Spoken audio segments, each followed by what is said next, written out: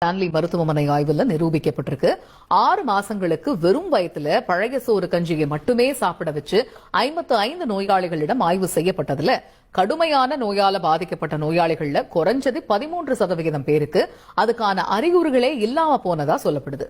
இது பற்றி விளக்க இணைகிறார் எமது சிறப்பு செய்தியாளர் Ranjith. Over to you Ranjith.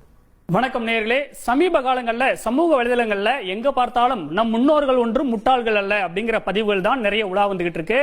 இன்னைக்கு என்னதான் காசு பணம் வசதி வாய்ப்புகள் கிடைத்தாலும் டெக்னாலஜியின் வளர்ச்சியால உள்ளங்கையில் உலகமே இருந்தாலும் உடல் ஆரோக்கியமா ஒருத்தர் இருக்காரா அப்படிங்கிறது தான் மிகப்பெரிய கேள்வியாக இருக்கின்றது.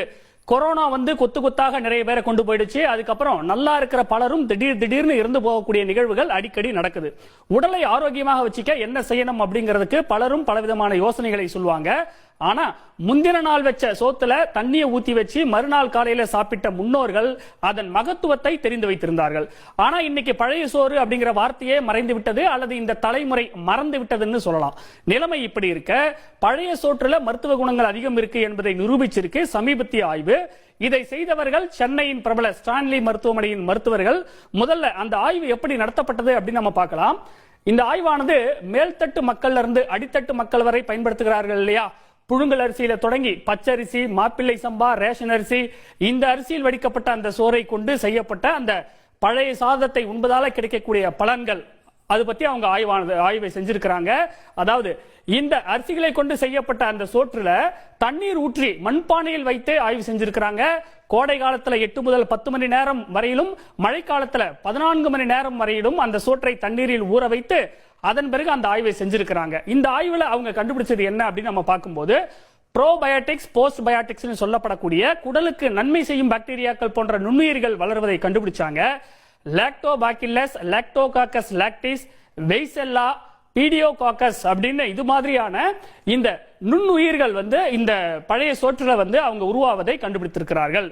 குறிப்பா 55 நோயாளிகளிடம் அவங்க ஆய்வு நடத்துறாங்க. அதாவது 6 மாதங்களுக்கு வெறும் வயிற்றுல பழைய சோறு கஞ்சியை மட்டுமே அவர்களை சாப்பிட வைத்து அப்சர்வ் பண்ணதுல கடுமையான நோயால் பாதிக்கப்பட்ட நோயாளிகள்ல குறைந்தது 13% பேருக்கு அதுக்கான அறிகுறிகளே இல்லாமல் போனது.